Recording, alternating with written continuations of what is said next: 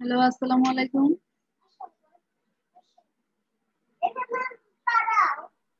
Hello, আসসালামু আলাইকুম sir. ওয়ালাইকুম আসসালাম। কেমন আছেন সবাই?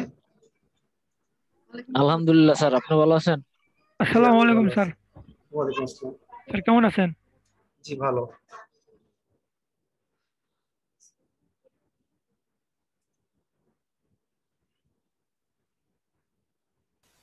আসসালামু স্যার। ওয়ালাইকুম আসসালাম। স্যার কথা বলা যাবে? হ্যাঁ, যাবে বলেন। স্যার আমি তো ডেন্টাল ড্রিম নিয়ে কাজ করছিলাম, ওইটাতে দেখেছিলাম যে সেকেন্ড যে ইস্যুটা ডেটা শিটের ওইটা প্রথমেই এরর আসে। বুঝি না, আরেকবার বলেন। আমি যে কাজটা করেছিলাম ডেন্টাল ড্রিম নিয়ে, হুম সেখানে আমি যে চেকলিস্টটা যে দিয়েছিলেন ওইটা আমি চেক করছিলাম, তো তখন হুম আমি ওপেন করে নিই স্যার, যেটা রোবট টেক্স। এটা হুম। যখন আমি চেক করতে যাই তখন টোটালি ওইখানে অ্যাড্রেসিংটাই আসে এরর, যদিও এটা নট সিকিউরড দেখাচ্ছে। আপনি একটু কাইন্ডলি স্ক্রিনটা শেয়ার করবেন। আর রোবট টেক্সটে হচ্ছে user agent wild not card যদি ফাউন্ড না ওই আসে। ওই ওইটা ওই পর্যন্ত যাই না, নট ফাউন্ড যে ব্যাপারটা সেটাতে হ্যাঁ, পর্যন্ত যাই না, তার আগেই প্রবলেম হচ্ছে আর তার কি। আগে তার আগে সাইট দেখাচ্ছে কেন যে ডিলিট। এরর। জি জি, এরর 404 বলছে। আচ্ছা, 404 বলছে, তার মানে তো নাই, জি। কোশ্চেন হবে। স্যার আপনি যেটা দেখেছিলেন যে যাদের রোবট টেক্সটটা নাই হুম, সেখানে আসবে নট ফাউন্ড। Not found. হ্যাঁ, কিন্তু ওই নট ফাউন্ড পর্যন্ত আসেই না, তার আগে দেখাচ্ছে যে এরর 404। আর 404টা স্যার কি অ্যাকচুয়ালি, যদি আপনি বলেছিলেন যে 404 মানে হচ্ছে এক্সিস্ট করে না। এর বাংলা মিনিং হচ্ছে এই নামে কিছুই নাই। এটা হচ্ছে একটা কোডিং ল্যাঙ্গুয়েজ 404। আচ্ছা আচ্ছা, সেটাই 404।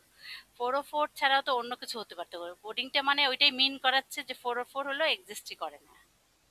হ্যাঁ, আচ্ছা আচ্ছা। 404 মানে হচ্ছে ওই নামে কোনো এক্সিস্ট করে না। জি স্যার, ঠিক আছে স্যার। আমি স্যার দেখি। স্যার আমার দুইটা কোশ্চেন আছে। জি, বলেন। স্যার, এক নাম্বার কোশ্চেনটা হচ্ছে আপনার আমাদের যেই কিওয়ার্ড রিসার্চের সেকেন্ড পার্টটাই যে ক্লাসটা করাইছিলেন, ওই ক্লাসে লাস্টে যে একটা ফাইনাল 40টা কিওয়ার্ড আপনি চাইছিলেন, তার হুম। লাস্টের দিকে তিনটা অপশন 1, অপশন 2, অপশন 3 আপনি বলছিলেন নেক্সট ক্লাসে এটা দেখাই দেবো। বাট পরবর্তী ক্লাসে আপনি ওইটা সম্বন্ধে কিছু বলেন নাই, অডিট দেখাইছিলেন। তো ওইটা কি একটু আচ্ছা বলে দিবেন জাস্ট আচ্ছা একটু? আচ্ছা, ঠিক আছে। আমি এটা স্রেফ এক লাইনে বলি। আপনারা জি যখন স্যার। আরেকটু পাকাপোক্ত হবেন, মানে হচ্ছে আরো বেশি ক্লিয়ার হয়ে যাবেন, তখন আপনার জিনিসটা বুঝতে সুবিধা হবে। সো আমি যদি এইভাবে এক্সাম্পলটা দেই, আপনারা এখানে 13 জন আছেন। 13 জনের ফিনান্সিয়াল কন্ডিশন কি সেম? না sir. No. Yes or no? Definitely no. আচ্ছা, এখন মনে করেন আমি একটা প্রোডাক্ট নিয়ে আপনাদের সামনে আসলাম। আসার পরে যদি বলি যে এই প্রোডাক্টটার প্রাইস হচ্ছে 60,000 টাকা, আপনারা যে 13 জন আছেন, 13 জনের 13 জনেরই পছন্দ হয়েছে। বাট এই ফিনান্সিয়াল কন্ডিশনের কারণে আপনারা কি করলেন? মাত্র একজন কিনতে পারলেন, বাকিরা কেউ কিনতে পারলেন না। এটাই তো পসিবল, ঠিক না? রাইট। আচ্ছা, যদি আমি এই কাজটা এরকম না করে বা এভাবে চিন্তা করি যে আমার এই প্রোডাক্টটা সবাই কিনতে পারতো, শুধুমাত্র প্রাইসের কারণে আমি 13 জনের কাছে সেল করতে পারলাম না, মাত্র একজনের কাছে সেল করতে পারছি। আমি যদি এই প্রোডাক্টটার তিনটা ভার্সন আনতাম, যে একটার দাম 10,000 টাকা, একটার দাম 30,000 টাকা, আর একটার দাম 50,000 টাকা, তাহলে যার 50,000 টাকার অ্যাবিলিটি আছে সে 50,000-এ কিনবে, যার 30,000 টাকার অ্যাবিলিটি আছে সে 30,000 কিনবে, আর যার অ্যাবিলিটি কম সে 10,000 টাকার কিনবে, ঠিক কিনা? রাইট। তাহলে রাইট এই স্যার। ক্ষেত্রে এই ক্ষেত্রে আমার প্রোডাক্ট কি, কোয়ান্টিটি, প্রোডাক্টের কোয়ান্টিটি কি বেশি সেল হওয়ার চান্স থাকে না? আগে আমার একটা প্রোডাক্ট সেল হচ্ছে, এখন কয়টা প্রোডাক্ট সেল হবে? 13টাই কিন্তু সেল হবে, মানে বেশি হওয়ার চান্সেসটা থাকে। সো এই কনসেপ্টটা যদি আপনারা বুঝে থাকেন, ওইখানে যে option A, option B, option C দেওয়া, সো ক্লায়েন্ট আপনার সাথে যে এগ্রিমেন্টে যাবে, আপনি যে এসইও প্রজেক্টে কাজ করবেন, এই এসইও প্রজেক্টে একটা প্রাইসিং সেট করতে হবে না? জি। সেই প্রাইসিং সেটটা করতে হয় এটার মাধ্যমে। লাইক আপনি একটা প্রপোজাল ক্লায়েন্টকে দিচ্ছেন, দেওয়ার পরে তাকে বলতেছেন যে তুমি যদি, আমি যদি তোমার ওয়েবসাইটের 6টা প্রজেক্ট নিয়ে কাজ করি, 6টা প্রজেক্ট, তাহলে আমাকে তুমি কি করবা? 200 ডলার দিবা। কোন 6টা প্রজেক্ট? ওই কিওয়ার্ড, সেটা হচ্ছে অপশন এর ভিতরে যেই 6টা কিওয়ার্ড থাকবে। অপশন বি এর ভিতরে যদি 10টা কিওয়ার্ড থাকে, 10টা জি কিওয়ার্ড থাকে, তো 10টা কিওয়ার্ডের জন্য প্রাইস তাহলে সেরকম হবে। ওকে। এবার বুঝতে পারছেন, এই জন্য অপশন 1 2 3 দেওয়া আছে। জি sir, clear, no problem. Sir এবার আরেকটা কোশ্চেন আছে হ্যাঁ বলেন।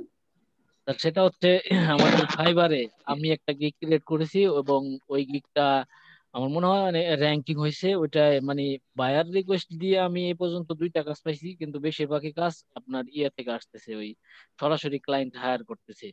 তো আমি বুঝতেছি আমার গিগটা র্যাঙ্কে আছে, ফার্স্ট পেজে আসতেছে। এখন আমার গিগের ডিসক্রিপশনে কিছু প্রবলেম, আমি গিগটা অনেক আগে বানাইছিলাম যে কারণে সবকিছু তো জানতাম না, তো প্রফেশনালি এতে হয় নাই। তো এখন আমি চাইতাছি যে ডিসক্রিপশনটা একটু চেঞ্জ করার জন্য। সেক্ষেত্রে কি আমার র্যাঙ্ক হারানোর সম্ভাবনা কতটুকু, বা এটা রিকভার করার মতো সিস্টেম আছে কিনা স্যার, যদিও এডিট করি কন্টেন্ট বলতে গিগের কন্টেন্ট? গিগের ডিসক্রিপশনটা স্যার জাস্ট। আচ্ছা হ্যাঁ, ডেফিনেটলি আপনার যদি র্যাঙ্কে থাকে তাহলে একটু হলেও ফল করবে, কিন্তু যদি কন্টেন্টটা আবার ভালো হয়, একবার ফল করে নিচের দিকে আসবে, আসার পরে তারপর আবার ভালো যে পজিশন চলে যাবে। এতটুকু গ্যাম্বলিং আপনাকে করতেই হবে, জি কিছুই স্যার, করার নেই। আমি মনে করি আমি এখন যেভাবে আমাদের ক্লাস হয়েছে, এখন যদি আমি ওইটাকে এডিট করি তাহলে মনে হয় বেশি দিন লাগবে না, ওটা অনেক ভালো একটা বেটার মানে কালেকশন হবে। জিনিসটা হচ্ছে, আপনাদের যখন কিওয়ার্ড রিসার্চ করাইছিলাম তখন একটা কথা বা যে কোনো সময় মনে রাখেন, যখনই আপনারা একটা ওয়েবসাইটে চেঞ্জেস শুরু করবেন তখন কিন্তু র্যাঙ্কিং এর একটা ফ্ল্যাকচুয়েশন আসে, সাথে সাথে একটা র্যাঙ্কিং এর ফ্ল্যাকচুয়েশন আসে। সেটা হচ্ছে আপনার কিওয়ার্ডের র্যাঙ্ক যদি 50 থাকতো আগে, সেটা হইতে পারে 60-এ চলে যাবে বা 55-তে চলে যাবে, অথবা 35-এ আসবে, অথবা 40-এ আসবে। মানে সেম জায়গায় থাকবে না, একটু সামনের দিকে আগাবে অথবা একটু পিছন দিকে আগাবে। সো এই যে একটা ফ্ল্যাকচুয়েশন হয়, এটা সব ক্ষেত্রেই হয়। সো আপনি যখন আপনার ফাইবারের গিগটা একটু চেঞ্জ করবেন, আপনি ধরে নিতে পারেন এটা একটু পিছাবে, আবার সামনেও আসতে পারে। বাট যদি আপনি কাজটা ভালো মতো করেন, তাহলে যতটুকু পিছাইছে তার থেকে 4 থেকে 5 গুণ আবার সামনের দিকে আসবে, যদি কন্টেন্টটা বা এসইওটা যদি ভালো মতো হয়। জি স্যার, ওকে। সেটা আমি ভালো মতো করতে পারবো আমার মনে হয়। আর ফরহাদ স্যার যেমন দেখাইছে আমাদের যে 3টা হুম। ইমেজ দিতে হবে, তো আমি ওইখানে দিয়েছি একটা ইমেজ। তো ওই গিকটা জাস্ট একদম সিম্পল, যে জাস্ট অর্গানিক প্রমোশনের জন্য। এখন পেইড ক্যাম্পেইনের জন্য যদি আমি বানাই ওই গিকটাকে, তাহলে তো আরেকটু এডিট করা লাগেই স্যার, এটা তো মনে হয় ম্যান্ডেটরি লাগবেই। হুম। আচ্ছা ঠিক আছে, আমরা আবার কথা বলবো। So okay. যেমনটা হচ্ছে আপনাদের আমার সাথে যারা ফ্রেন্ড লিস্টে আছেন তারা দেখতে পারবেন, আমরা হচ্ছে নতুন একটা ইয়ে শুরু করছি আমার ডিপার্টমেন্ট থেকে, এবং সেটা আমি কিন্তু আমার পেজ থেকে আমি শেয়ার দিছি ডিমার্কসি নাম দিয়ে, তার মানে অনেকে পাইছেন। পাইছেন? হ্যালো। জি স্যার, জি স্যার স্যার পাইছি। দেখি আচ্ছা নেই। ওকে। সো বেসিক্যালি আমরা যে ট্রেনিং বা এই যে আমি ব্যস্ত থাকি বা যে ক্লাস নিতে পারি না, সেটা হচ্ছে শুধুমাত্র এই যে এতদিন ধরে এই প্ল্যানিং গুলা করলাম, এই কাজগুলা করলাম। আমরা একটা ওয়েবসাইট ক্রিয়েট করছি যেখানে আমরা ডিজিটাল মার্কেটিং এর সার্ভিস দিব, গ্রাফিক্স এর সার্ভিস দিব, ওয়েব এর সার্ভিস দিব। এই 3 ধরনের সার্ভিস, পুরো ডিজিটাল মার্কেটিং এর পুরো এজেন্সি সার্ভিসটা দিব, মানে একটা কোম্পানির ফুল মার্কেটিং এর সাপোর্ট আমরা দিব। সো এটা নিয়ে অ্যাকচুয়ালি আমি বিজি ছিলাম, এই জন্য আর কি ক্লাসগুলো করতে পারতেছিলাম না। ঠিক আছে। সো ইনশাল্লাহ আপনারাও যদি বললাম না, আপনারা যদি একটু ভালোভাবে কনসালটেন্ট করেন, তাহলে আপনারা আমার টিমের সাথে যোগ হতে পারবেন। You are most welcome. আচ্ছা, সো আমরা শুরু করি এখন আজকের ক্লাসটা। সো লাস্ট দিন আমি আপনাদের সাথে বেশি দূর আগাইতে পারি নাই, আমরা অনলি এই 4টা পোর্শন পর্যন্ত আগাইছিলাম। সো আজকে হচ্ছে আমি একটু চেষ্টা করব ম্যাক্সিমাম দিকে কভার করার। সো এই ক্ষেত্রে আমি আপনাদের কোঅপারেশন চাচ্ছি, আপনারা কাগজ কলম নিয়ে একটু নোট ডাউন করবেন, যখন কোনো প্রবলেম হবে একটু নোট ডাউন করেন, আমি টাইম দিলে আপনাদেরকে আমি কোশ্চেনের অ্যান্সার গুলা সলভ করে দেওয়ার চেষ্টা করব। সো প্রথমে আসি এইচটিটিপি আর এইচটিটিপিএস চেক। আর একটা জিনিস আপনাদের কাছে রিকোয়েস্ট করতেছি, আমি যখন কোশ্চেন করব কোশ্চেনে অ্যান্সার দিবেন প্লিজ।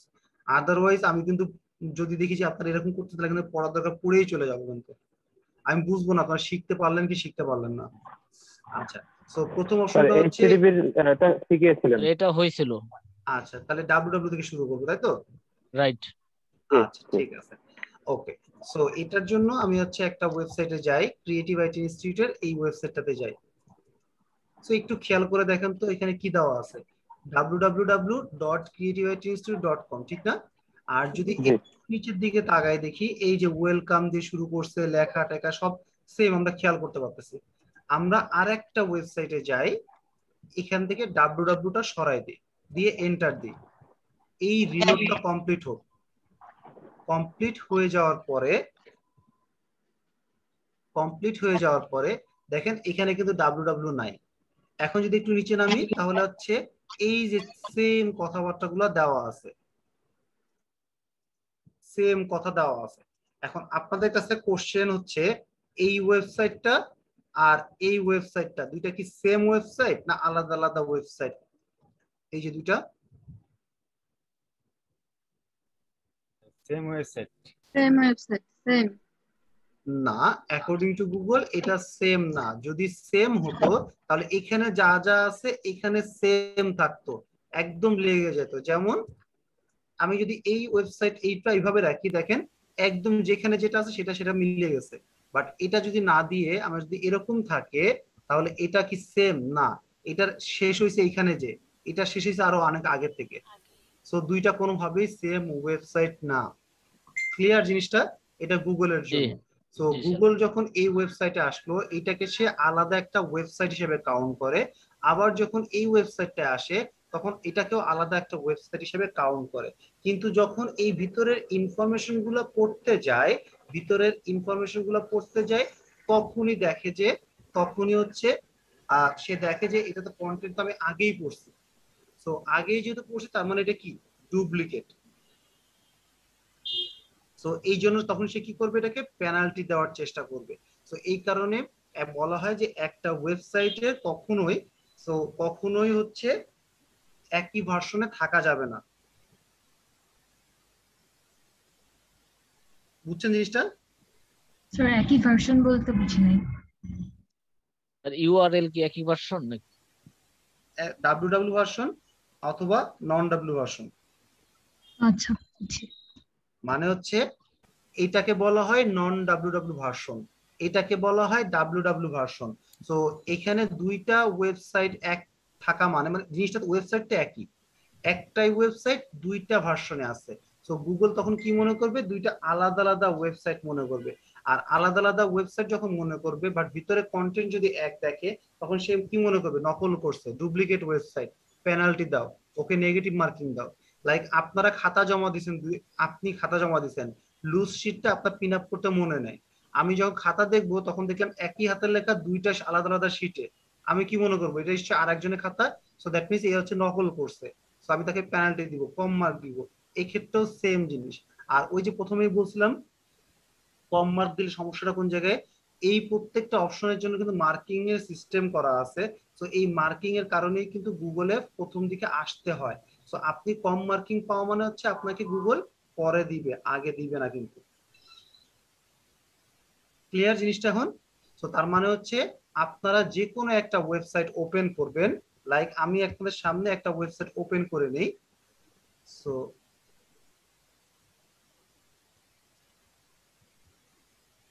আপনাদের সামনে একটা ওয়েবসাইট ওপেন করে নেই।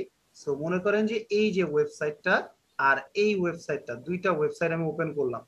সো এই ওয়েবসাইটটা কোন ভার্সনে আছে আমরা আগে একটু দেখবো।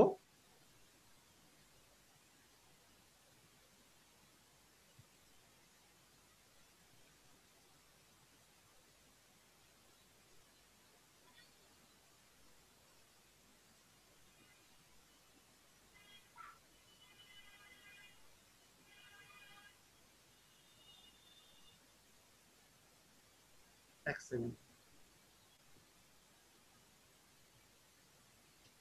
ওকে, সো এই যে একটা জিনিস দেখেন, এটা ডাবল ক্লিক করলাম, কি ভার্সনে আছে, নন ডাব্লিউ ভার্সনে আছে। আমি এখানে ডাব্লিউ দিলাম আপনাদের সামনে, দেন ডট দিলাম, দেওয়ার পরে এবার হচ্ছে এন্টার চাপলাম, রিলোডটা শেষ হোক।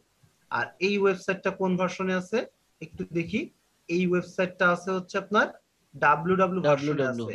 এই ডাব্লিউটাকে আমি ডিলিট করে দিলাম, নন ডাব্লিউ ভার্সন, এন্টার দিলাম, দেওয়ার সাথে সাথে এটাও রিলোড হওয়া শুরু হবে। এই যে রিলোড হচ্ছে, রিলোড ডান, এতটুকু পর্যন্ত হয়ে গেছে। এখন যদি এটাকে ডাবল ক্লিক করি, কোন ভার্সন আসছে? ডব্লিউ আমি ডাব্লিউডাব্লিউ কে ডিলিট করে দিছিলাম না, জি তারপরও ডাব্লিউডাব্লিউ ভার্সন চলে আসছে, তার মানে এটা পারফেক্টলি ওকে আছে, এটা ডুপ্লিকেট ভার্সন নাই। এই ওয়েবসাইটটায় যদি যাই, এই ওয়েবসাইটটা কোন ভার্সনে ছিল?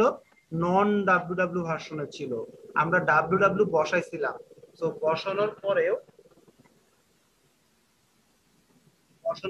আমার কি হয়েছে? ডাব্লিউ চলে গেছে। ডাব্লিউডাব্লিউ চলে আসছে, তার মানে একই ওয়েবসাইট একটা ভার্সনে আছে। তো এটাই থাকা উচিত অ্যাকর্ডিং টু গুগল।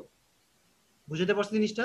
এখন আপনারা বলতে পারেন যে স্যার ক্রিয়েটিভ আইটি ইনস্টিটিউটের ওয়েবসাইটে এরকম প্রবলেম কেন, দুইটা ভার্সনে আছে কেন? সো আমরা এখন যেহেতু অডিট করতেছি, আমরা ভুল বের করব। সো ক্রিয়েটিভ আইটি ইনস্টিটিউট ওয়েবসাইটেরও এই অপশনটা করা যাইতো, যেটা এখানে দেখতেছেন, এর নাম হচ্ছে রিডিরেকশন।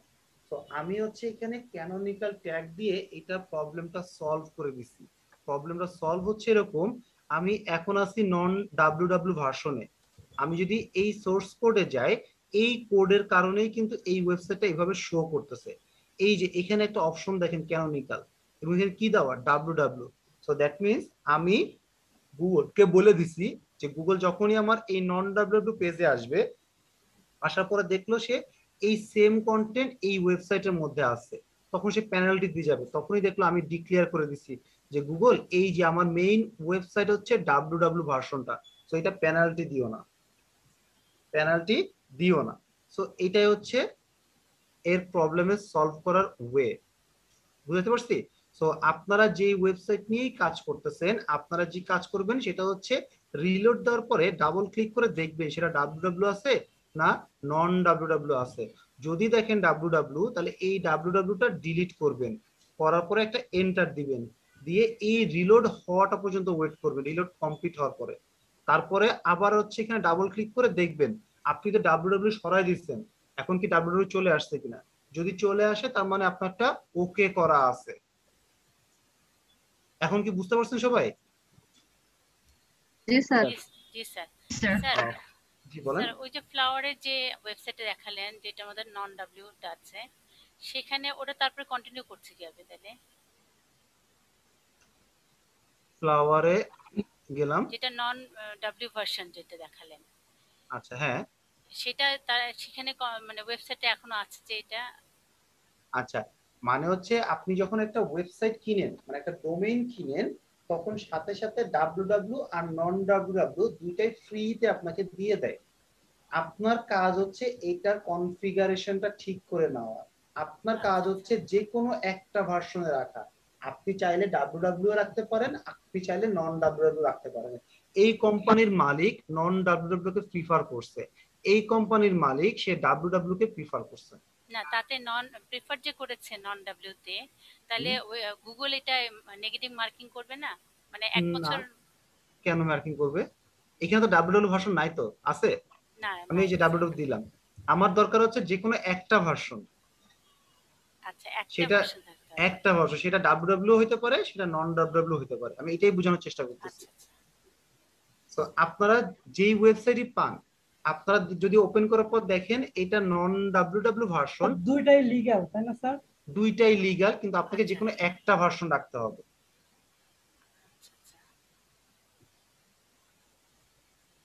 জি স্যার। তারপরে স্যার সাধারণত কোনটা থাকে, মানে ডাব্লিউ থাকে নাকি নন ডাব্লিউ? কোনটা স্বাভাবিক? দুইটাই স্বাভাবিক, আপনার ইচ্ছা আপনি কিভাবে রাখবেন, আপনার ইচ্ছা। ওকে, ঠিক আছে? মানে হচ্ছে আমি যদি একটা ছেলেদের এক্সাম্পল দিই, আমার একটা অনুষ্ঠানে যেতে হবে, and আমার ইচ্ছা, আমি ইচ্ছা করলে শার্টও পরতে পারি, ইচ্ছা করলে আমি পাঞ্জাবিও পরতে পারি, মানে আমার দুইটার মধ্যে যে কোনো একটা পরলেই হবে, বাট দুইটা একসাথে পড়লে মানুষজন আমার পাগল মনে করবে। ব্যাপারটা হচ্ছে এরকম। ওকে, জি স্যার। আচ্ছা এবার আসেন মোস্ট ইম্পর্টেন্ট পার্ট, সেটা হচ্ছে মেটা টাইটেল। সো প্রথম ইনফরমেশনটা হচ্ছে আপনারা এখানে মুখস্থ লিখবেন, চেক করারও দরকার নাই। মেটা টাইটেলে your websites meta title need to optimise, মানে তোমার ওয়েবসাইটের মেটা টাইটেলটা কি করা দরকার?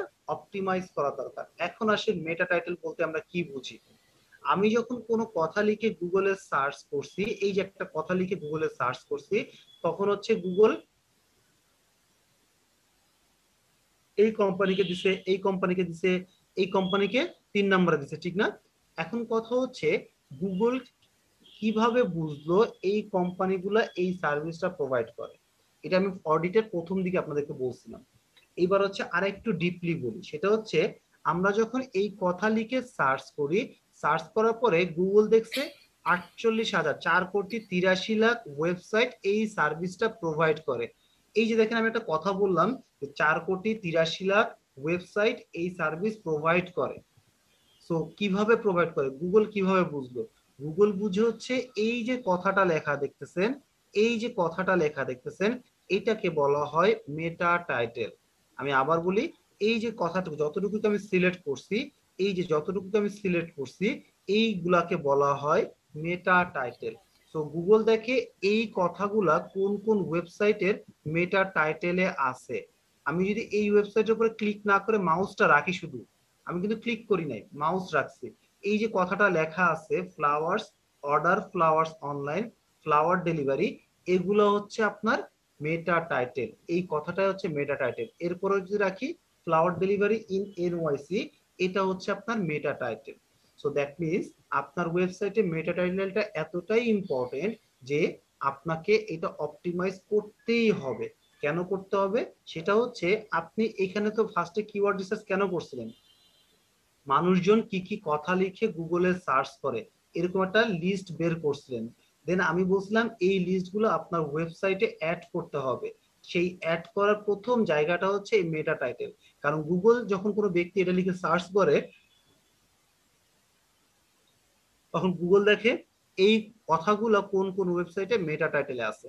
সো আপনি যদি এখানে টিক চিহ্ন দিয়ে দেন, আপনি দেখেন আপনার ওয়েবসাইটের যতগুলা পেজ আছে প্রত্যেকটার মধ্যে মেটা টাইটেল আছে, আপনি এখানে টিক চিহ্ন দিয়ে দিবেন।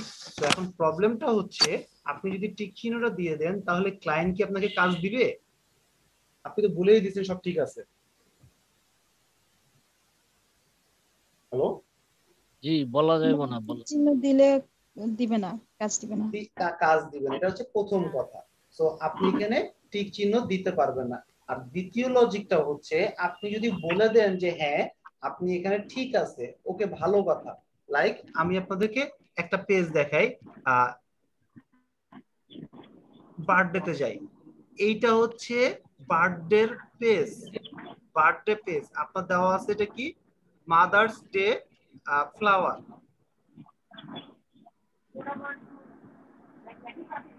মাদার্স ডে বার্থডে ফ্লাওয়ার, এটা হচ্ছে আপনার পেজ। আচ্ছা, এখন হচ্ছে আপনাকে এই পেজটা আপনি বলে দিচ্ছেন ক্লায়েন্টকে যে ঠিক আছে। এখন ক্লায়েন্ট আপনাকে বললো কি যে ওকে, ভালো কথা, ঠিক আছে বলছো, তুমি আমাকে কি বলো নাম, ফ্রেশ বার্থডে ফ্লাওয়ার অনলাইন, এই কিওয়ার্ডটা র্যাঙ্ক এনে দাও। এখন আপনাদের সামনে আমার মেটা টাইটেল খোলা আছে, ফ্রেশ কথাটা কি মেটা টাইটেল আছে? অনলাইন কথাটা কি মেটা টাইটেল আছে? না, নাই। তাহলে যদি আপনার ওয়েবসাইটের এই পেজটাতে যদি তার নামগন্ধও না থাকে, আপনি কি র্যাঙ্কে আনতে পারবেন? না, না। কেন? কারণ আপনার এখানে তো ওই ওয়ার্ড নাই বলে গুগল তো মনে করবে আপনি অনলাইনে সাপোর্ট দেন না, গুগল তো মনে করবে আপনি ফ্রেশ ফ্লাওয়ার দেন না, এটা তো স্বাভাবিক। সো এই কারণে আপনার কি করতে হবে, আপনাকে ডিরেক্টলি যদি আপনি বলে দেন আর পরবর্তী যদি ওইটা আপনি চেঞ্জ করতে চান, তখন ক্লায়েন্টকে কি বলবেন, তোমার মেটা টাইটেল চেঞ্জ করতে হবে। তখন কিন্তু ক্লায়েন্ট বলবে তুমি না ফার্স্টে বললা মেটা টাইটেল চেঞ্জ করার দরকার নাই, সব ঠিক আছে, তাহলে এখন কেন বলতেছো? লজিক না? জি স্যার। তো এই কারণে আমরা কি করব, মেটা টাইটেলের জায়গায় চেক করার আগে বসাই দিব মেটা টাইটেল হচ্ছে অপটিমাইজ করার দরকার আছে। ওকে, আচ্ছা। এরপরে আসেন মিসিং মেটা টাইটেল। মিসিং মেটা টাইটেল কথার মানে হচ্ছে এই ওয়েবসাইটের মনে করে মেটা টাইটেলই নাই, মানে কেউ অ্যাডই করে নাই, তাহলে কি এটা প্রবলেম না? যদি অ্যাডই না করে থাকে তাহলে তো ওই সেম জিনিস, আপনার এইটা যেই সার্ভিসটা প্রোভাইড করতেছেন আপনি এই পেজতে, এটা তো গুগল বুঝবে না। আর গুগল যদি না বুঝে, গুগল কি এই সার্চ রেজাল্টে আপনার ওই পেজটা দিবে?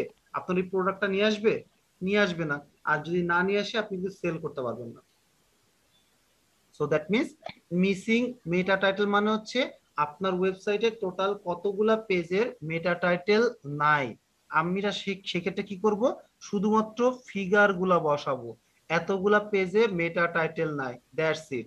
আর এর কারণটা হচ্ছে আপনাদেরকে আমি যদি একটা কোশ্চেন করি এরকম, যে চিন্তা করে দেখেন তো, আমি যদি আপনাদেরকে এখন বলি যে স্যার আপনার ওয়েবসাইটের 5টা পেজে মেটা টাইটেল নাই, এবং এই হচ্ছে সেই 5টা পেজ যেই পেজে মেটা টাইটেল নাই, সো আপনি যদি আমার কাছ থেকে এই 5টা পেজের মেটা টাইটেল ঠিক করাইতে চান, তাহলে আমি আপনাকে $50 আমাকে পেমেন্ট করতে হবে।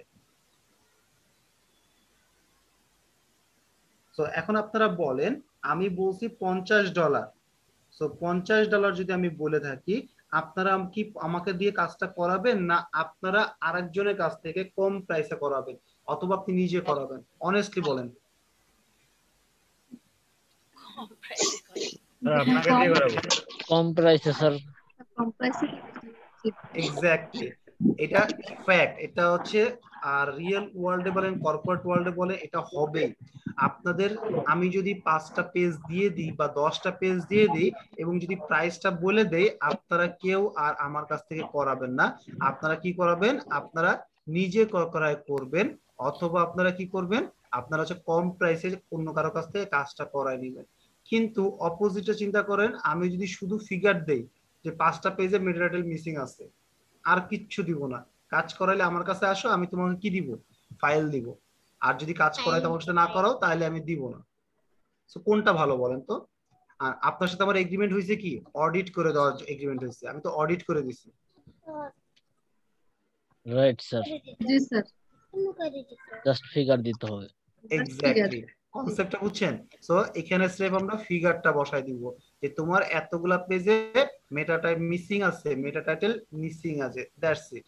বাকিটা হচ্ছে যদি চাও আমার কাছে আসো, আমি তোমার এটা সলভ করে দিব। আর এই সলভ করা তো আমাদের পরবর্তী ক্লাসে আছে, মানে পরবর্তীতে এর ক্লাস আছে। আমরা যেটা ওয়েবসাইট তৈরি করব, ওয়েবসাইট তৈরি করে সেই কাজটা শিখবো কিভাবে এই প্রত্যেকটা জিনিস সলভ করতে হয়। ওকে স্যার, চেক করার সিস্টেম কি আপনি যেভাবে দেখাইলেন, মানে ওইভাবে হোভার করে চেক করা যায়, না অন্য কোনো ওয়ে আছে, না পরে কিভাবে বুঝবো যে 5টা পেজ? আচ্ছা আচ্ছা, আমি জানি, আমি ওই পর্যন্ত আসবো, আগে কনসেপ্টটা বুঝেন। সো প্রথম কথা হচ্ছে, এই যতটুকু পর্যন্ত আমি আপনাদেরকে দেখাইলাম, এটা হচ্ছে ম্যানুয়াল চেক ছাড়া আপনি করতে পারবেন এই প্রত্যেকটা জিনিস। এখানে যতগুলো এলিমেন্ট আছে, প্রত্যেকটা এলিমেন্ট একটা টুলস, একটা না একের অধিক টুলস দিয়ে করা পসিবল। টুলস দিয়ে আপনার প্রত্যেকটা জিনিস বের করে দিবে। ক্লিয়ার? আপনাকে একটাও ম্যানুয়ালি চেক করতে হবে না। আমি আপনাদেরকে এগুলা ম্যানুয়ালি চেক শেখাচ্ছি, কারণ এগুলা ম্যানুয়াল চেক করাটাই উচিত এবং এগুলো ইম্পর্টেন্ট বেশি। কিন্তু এই যে মিসিং মেটা টাইটেল, আপনার ওয়েবসাইটে যদি 1000 বা ক্লায়েন্টের ওয়েবসাইটে যদি 2000 পেজ থাকে, প্রত্যেকটা পেজে যে যে কিভাবে চেক করা সম্ভব? না। তো সেক্ষেত্রে আমরা টুলস ইউজ করব, টুলস ইউজ করতে হবে, যেটা আমি আপনাদেরকে আজকের ক্লাসের শেষে দেখাই দিব। বাট তার আগ পর্যন্ত প্রত্যেকটা আইটেম কি সেটা বুঝি, আর এই জিনিসগুলো কিভাবে ম্যানুয়াল চেক করতে হয় সেটা বুঝি। ক্লিয়ার? আপনাদের কষ্টটা আমি কমাই দিব, আপনাদের একটাও ম্যানুয়াল চেক করতে হবে না। তবে আমি আপনাদেরকে রিকোয়েস্ট করব, সেটা হচ্ছে কিছু জিনিস আপনারা টুলস থেকেই করবেন। এখানে প্রত্যেকটা আইটেম টুলস থেকে পাওয়া যায়, বাট কিছু জিনিস টুল থেকে করবেন, বাকিগুলো ম্যানুয়ালি করবেন সবাই সবাই। আর ম্যানুয়ালি করলে সুবিধাটা আমি আবার বলতেছি, আপনাদের প্র্যাকটিসটা হবে, আপনাদের শেখাটা ভালো হবে। ওকে, সো মিসিং মেটা টাইটেলটা সবার ক্লিয়ার? ওকে, এখন আসেন ডুপ্লিকেট মেটা টাইটেল। আচ্ছা, সো আমরা এখন আসি, মনে করেন বার্থডে পেজে আসি।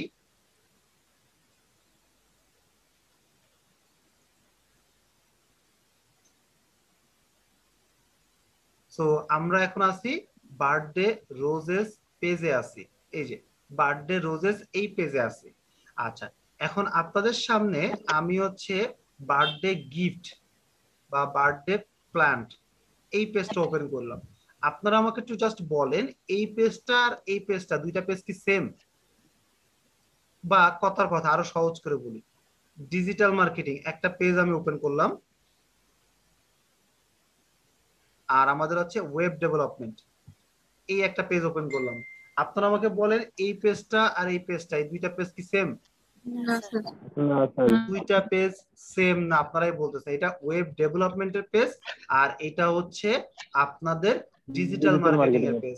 এখন যদি আমি এটার মেটা টাইটেল ডিজিটাল মার্কেটিং রাখি, এটারও মেটা টাইটেল ডিজিটাল মার্কেটিং রাখি, সো এখানে তো কেউ কিছু বলার নাই, কারো কিছু করার নাই, আমি রাখতেই পারি।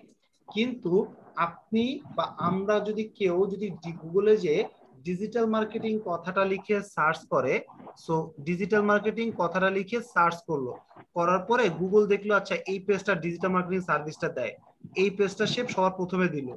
আপনি এই পেজটা ভিতরে ঢুকলেন, ঢোকার পরে দেখলেন এখানে ওয়েব ডেভেলপমেন্ট লিখে, মানে ওয়েব ডেভেলপমেন্ট ইনফরমেশন দেওয়া আছে। এই ওয়েব ডেভেলপমেন্ট দিয়ে কি আপনার লাভ আছে?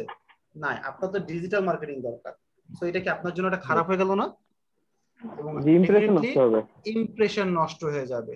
সো এই কাজটা করা যাবে না। এই কারণে বলা হয় যে তোমার প্রত্যেকটা পেজ তো এক একটা পারপাসে তুমি করছো। এই পেজটা করছি আমি ওয়েব ডেভেলপমেন্টের পারপাসে করছি, এই পেজটা আমি ডিজিটাল মার্কেটিং এর পারপাসে করছি। সো আমার এই পেজের মেটা টাইটেল হতে হবে ডিজিটাল মার্কেটিং রিলেটেড, এই পেজের মেটা টাইটেল হতে হবে ওয়েব ডেভেলপমেন্ট রিলেটেড। সো এই কারণে হচ্ছে আমাকে এখানে ডুপ্লিকেটের কথা লিখছি যে তোমার কতগুলা পেজ, তোমার ওয়েবসাইটে যদি 100টা পেজ থাকে, তোমার ওয়েবসাইটে যদি 70টা পেজ থাকে, কতগুলা পেজে এই একই মেটা টাইটেল, কতগুলা পেজে সেম মেটা টাইটেল ইউজ করছো তুমি, যেটা অ্যাকচুয়ালি করা যাবে না। 70টা পেজ হলে 70টা ইউনিক মেটা টাইটেল আপনাকে লিখতে হবে। যদি 90টা পেজ হয় তাহলে 90টা ইউনিক মেটা টাইটেল আপনাকে লিখতে হবে। ক্লিয়ার সবার? স্যার এই জিনিসটা ক্লিয়ার সবার? Okay sir. সো এটা গেল হচ্ছে আপনাদের মেটা টাইটেলের সেকশন। আর এই যে দেখেন আমরা যখন কোন একটা কথা লিখে সার্চ করছি, এই যে নিচে যে 2 থেকে 3 লাইনের যে কথাটা লেখা আছে, এটাকে বলা হয় মেটা ডেসক্রিপশন বলা হয়, মেটা ডেসক্রিপশন। সো এই জায়গাটা এই সেম কথাটা আমি বলছি, মেটা ডেসক্রিপশন মুখস্থ লিখবেন, your website need to optimize, missing এর জায়গায় লিখবেন কতগুলা পেজ মিসিং, ডুপ্লিকেটের জায়গায় কতগুলা পেজ ডুপ্লিকেট, সেম জিনিস আপনাদেরকে বসাইতে হবে। আর এই ক্ষেত্রে মেটা ডেসক্রিপশনটাও হচ্ছে ইম্পর্টেন্ট এই কারণে, কারণ একটা মানুষ যখন গুগলে কোনো কিছু লিখে সার্চ করে, সে কিন্তু এই 2 থেকে 3 লাইন পড়ে বোঝার চেষ্টা করে আমি যদি এই পেজের ভিতরে ঢুকি তাহলে আমি কি ধরনের ইনফরমেশন পাবো। আর এই ডেসক্রিপশনের মধ্যে আপনাকে কি করতে হবে, আপনাকে অবশ্যই আপনাকে কি বলো না, কিওয়ার্ড গুলাকে অ্যাড করতে হবে।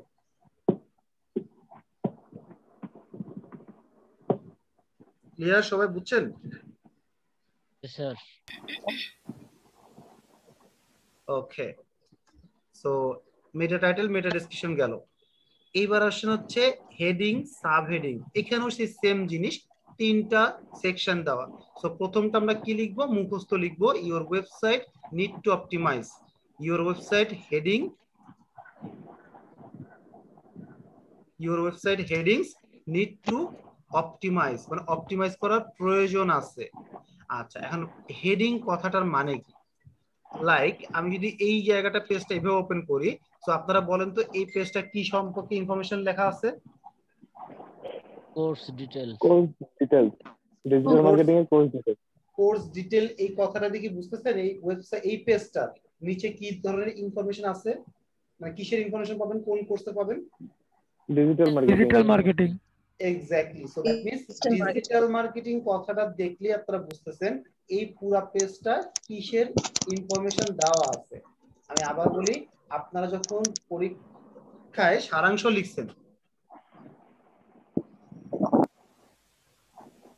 এক সেকেন্ড স্যার,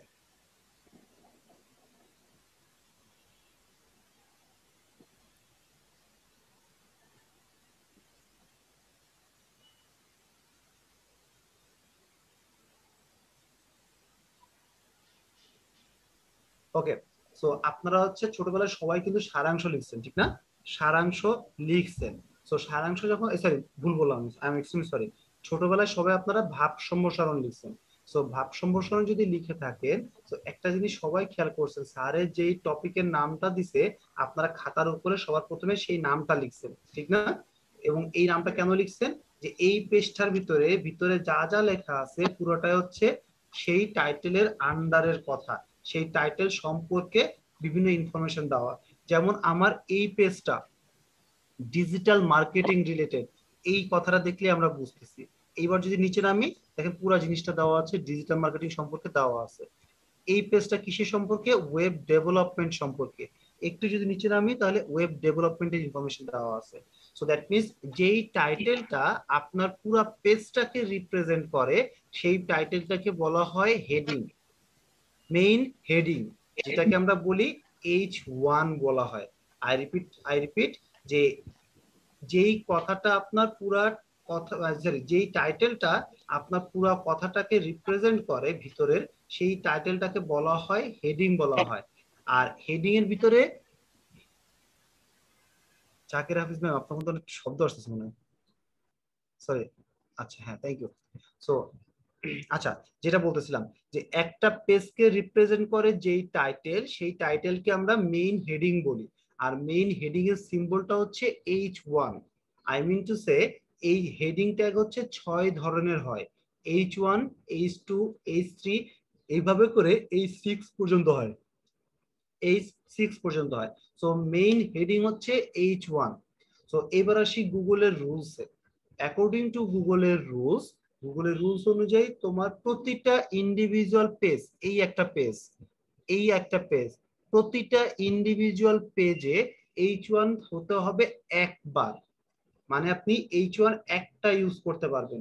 আপনি যদি দুইটা H1 ইউজ করেন আপনার ভুল হবে, আপনি যদি একটাও H1 ইউজ না করেন সেটাও আপনার জন্য ভুল হবে। দ্যাট মিনস H1 আপনাকে ইউজ করতেই হবে এবং তাও একবার। এখন আসি H2 আপনি একের অধিক ইউজ করতে পারেন, লাইক 100 বার ইউজ করতে পারেন, 50 বার ইউজ করতে পারেন, গুগলের মাথা ব্যথা নাই। আপনি যদি H2 ইউজ নাও করেন তাতেও কোনো প্রবলেম নাই। Same as H3, same as H4, আপনি একের অধিকও ইউজ করতে পারেন, একের বেশিও ইউজ করতে পারেন, একের কমও ইউজ করতে পারেন। সো এটা গেল হার্ড অ্যান্ড কোর রুলস। এখন আসে হচ্ছে একটা ছোট্ট বিশেষ দ্রষ্টব্য, সেটা হচ্ছে আপনারা কেউ কি এসএসসি কমপ্লিট না করে এইচএসসি করতে পারবেন? Yes or no? নো। না স্যার। আচ্ছা, আপনারা কেউ কি এইচএসসি কমপ্লিট না করে অনার্স এর ভর্তি পরীক্ষা দিতে পারবেন?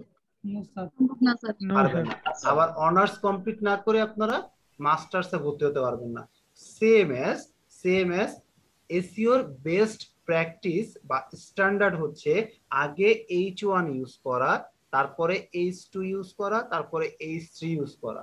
বাট যদি আপনি ইউজ না করেন কোনো প্রবলেম নাই, সেক্ষেত্রে গুগল কোনো মার্কিং কাটবে না। বাট গুগল আপনাকে বলছে আপনার করা উচিত। বুঝতে পারছি সবাইকে? সো আমি অ্যাকচুয়ালি এই কথাটাই বলছি যে তোমার ওয়েবসাইটে হেডিং ট্যাগটা অপটিমাইজ করা প্রয়োজন।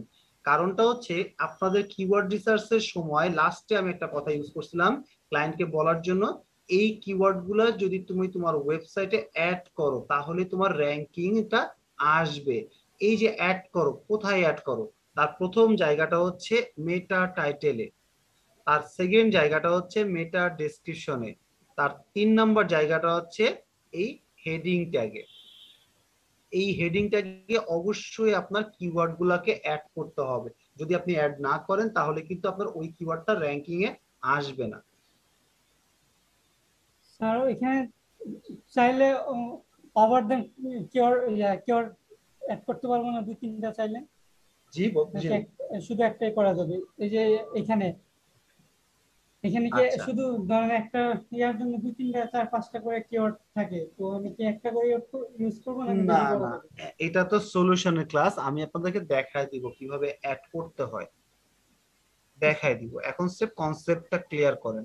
সো আমি সোফার যতটুকু দেখাইছি ততটুকু কি সবার কনসেপ্ট ক্লিয়ার হয়েছে না স্টিল কোনোটা কনফিউশন আছে?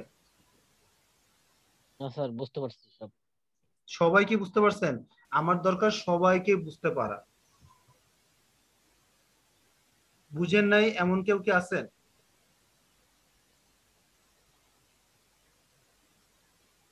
হ্যালো? না স্যার, চেষ্টা করতেছি।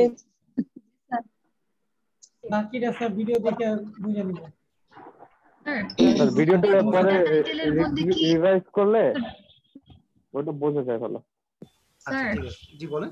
ডুপ্লিকেট মেটা টাইটেলের মধ্যে কি স্যার একই লাইন দুইবার আসাটা বুঝাইছেন নাকি কোনো ডুপ্লিকেট কিওয়ার্ড? মেটা টাইটেল বলতে বুঝাচ্ছি। আচ্ছা আপনি আমাকে বলেন এখানে মেটা টাইটেল কি লেখা আছে? ম্যাম এটার মেটা টাইটেল কি লেখা আছে? Digital marketing training coursing. Bangladesh creative IT, ঠিক না? এটা হচ্ছে আপনাদের ডিজিটাল মার্কেটিং এই পেজের মেটা টাইটেল।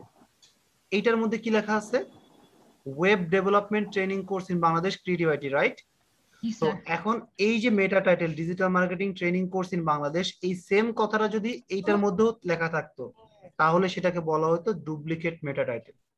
যে তোমার একই মেটা টাইটেল দুইটা আলাদা আলাদা পেজে দেওয়া আছে, একই মেটা টাইটেল, এটাকে বলা হয় ডুপ্লিকেট।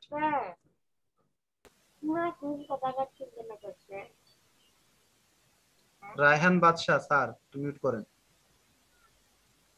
এখন কি বুঝতে পেরেছেন? ওকে, সো এটা ক্লিয়ার। সো এখন আসেন মিসিং H1। আপনার ওয়েবসাইটের 50টা পেজের মধ্যে কয়টা পেজে H1 ট্যাগই নাই? আমি একটু আগে বললাম না, গুগল বলছে H1 ট্যাগ থাকতেই হবে এবং সেটা একবারই থাকতে হবে। সো কয়টা পেজে H1 নাই?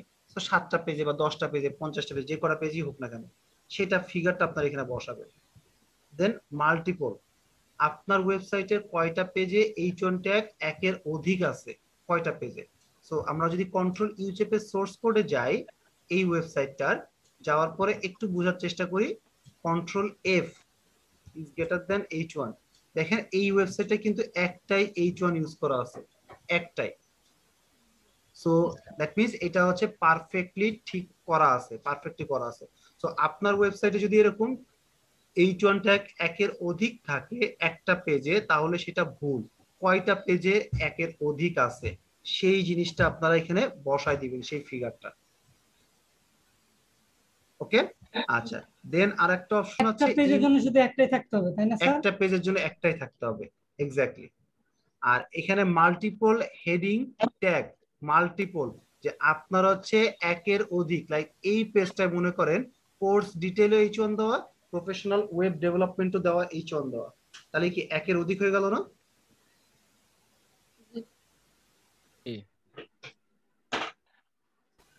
সো এই যে দেখেন এটা H1 দেওয়া, এটা H2 দেওয়া, এটা H3 দেওয়া। এখন মনে করেন এটাও H1 দেওয়া, এটাও H1 দেওয়া, তার মানে একের অধিক H1 দেওয়া। মাল্টিপল H1 ইউজ করা হয়েছে একটা পেজে, যেটা করা উচিত না। সো এরকম কতগুলা পেজে আপনার মাল্টিপল H1 দেওয়া আছে সেটা আপনাকে খুঁজে বের করতে হবে, বুঝছেন? আচ্ছা, তারপরে আসেন হচ্ছে image alter tag. Image alter tag বলতে আমরা কি বুঝি? সো আমি যদি এখান থেকে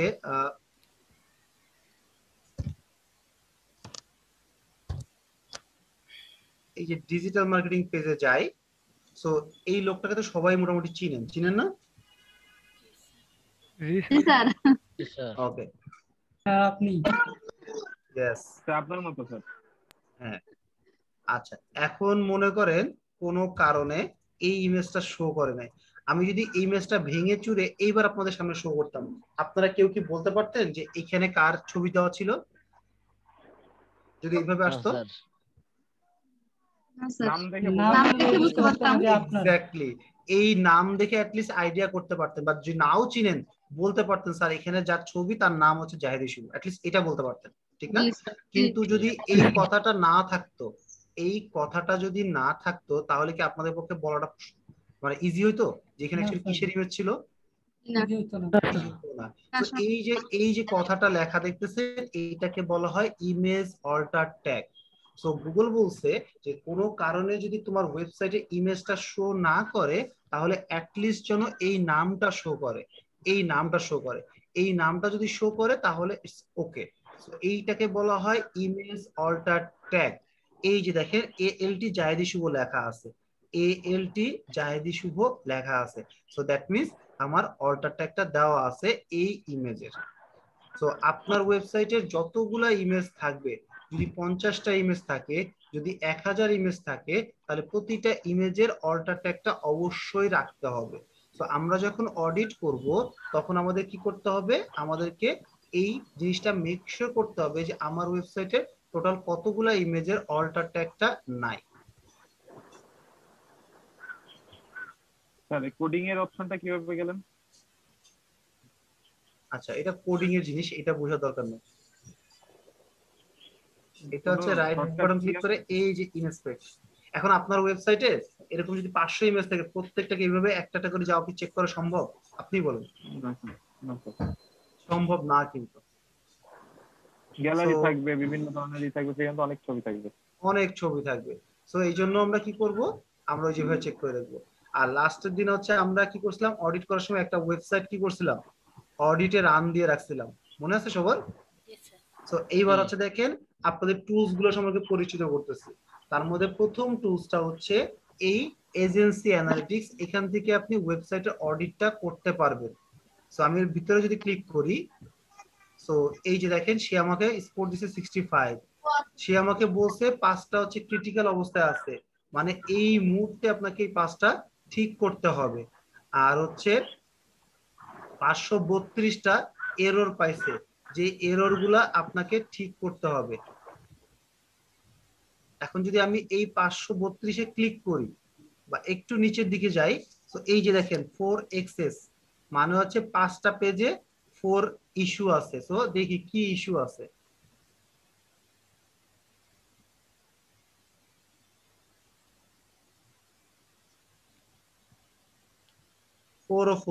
মানে এতগুলা পেজ তার নাই, 404 বলতেছে, এক্সিস্ট করতেছে না গুগলে মাথার মতো। তার মানে সে পেজগুলো আগে ছিল এখন ডিলিট করছে, আগে ছিল এখন ডিলিট করছে, এই কারণে কিন্তু 404 আসতেছে, এই কারণে 404 আসতেছে। সো এগুলা ঠিক করা উচিত। দেন সে কি বলছে, ব্রোকেন এক্সটার্নাল লিংক, এই যে মিসিং অল্টার অ্যাট্রিবিউটস 9600, আমি যদি ক্লিক করি, সো এখানে মিসিং অল্টার অ্যাট্রিবিউটস মানে হচ্ছে ইমেজ, কোন কোন ইমেজের অল্টার অ্যাট্রিবিউটসটা নাই, এই যে ইমেজ ইউআরএল সে দিয়ে দিছে আমাকে। বুঝছেন কথাটা? এখান থেকে আপনারা ফিগারটা নিয়ে বসায় দিবেন। সো এই টুলস থেকে আপনারা কি করতে পারেন, আপনারা অডিটটা কমপ্লিট করতে পারেন। আর এখানে যদি আপনারা দেখেন যে কি কি জিনিস ঠিক আছে, এই যে দেখেন মিসিং মেটা টাইটেল পাস্ট 0, তার মানে কি একটাও মিসিং মেটা টাইটেল নাই, সবগুলা পেজেরই মেটা টাইটেল আছে। ডুপ্লিকেট টাইটেল পাস্ট, মানে সবগুলা পেজেরই ডুপ্লিকেট টাইটেল নাই, সবগুলা ইউনিক, ডুপ্লিকেট কন্টেন্ট নাই, ইমেজ গুলো সব ঠিক আছে, robot.txt আছে, সাইটম্যাপ ইন্ডেক্স ফরম্যাট সেটাও আছে, মানে এখান থেকে আপনি খুব সহজেই দেখতে পারতেছেন। তো এটা গেল একটা টুল। আর একটা মজার টুল আছে, সেটাকে বলা হয় স্ক্রিমিং ফ্রগ। স্ক্রিমিং ফ্রগ, আমি যদি স্ক্রিমিং ফ্রগ এই কথাটা লিখে গুগলে সার্চ করি,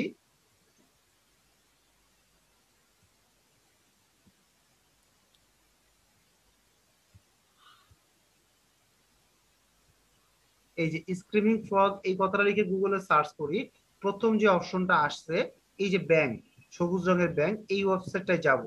যাওয়ার পরে এখান থেকে একটু নিচে নেমে এই যে ডাউনলোডে ক্লিক করব, ডাউনলোডে ক্লিক করব। ডাউনলোডে ক্লিক করলে আমার এই টুলটা ডাউনলোড হয়ে যাবে। এরপরে হচ্ছে আমি যেই ওয়েবসাইটটাই আমি অডিট করতে চাই না কেন, সেই ওয়েবসাইটটা আমি এই টুলের মধ্যে বসাবো। আমি এক্সাম্পল দেখাবো। আপনারা এটা ডাউনলোড করার পরে ইনস্টল করবেন। ইনস্টল করার পরে যদি দেখেন আপনার ওয়েবসাইটে এখানে শর্টকাট বাটন আসছে, এখানে যদি আপনারা ডাবল ক্লিক করেন তাহলে কিন্তু এটা নতুন করে ইনস্টল হওয়া শুরু হবে। আপনারা এই যে স্টার্ট মেনু আছে, স্টার্ট মেনুতে ক্লিক করে স্ক্রিমিং ফ্রগ এই যেভাবে লিখবেন, স্ক্রিমিং ফ্রগ এইভাবে লিখবেন।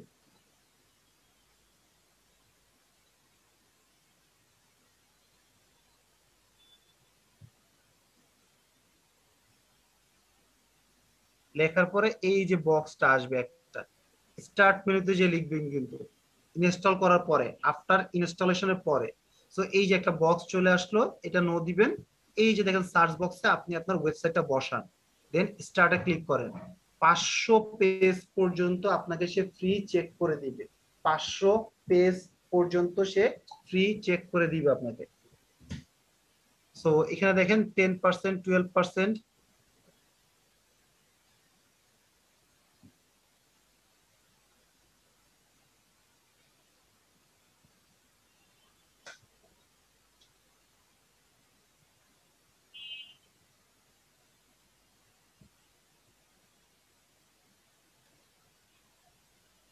ওকে সে বলছে 500 পেশি পেজ চেক করবে না, ওকেতে ক্লিক করলাম।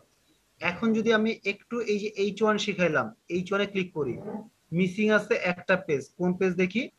এই যে দেখেন ক্রিয়েটিভ, আচ্ছা আমি ক্রিয়েটিভ আইটি ইনস্টিটিউটে বসাইছি না, এই জন্য 500 পেজে বেশি নিচ্ছে না, আমার ওয়েবসাইটে অনেকগুলো পেজ।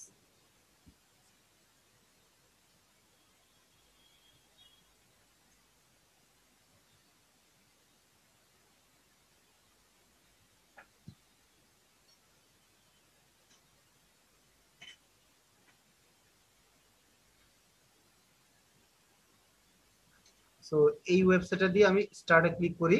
সো এটা বেশি সময় লাগবে না, যেহেতু এটা কম পেজ, এই জন্য এটা দিলাম।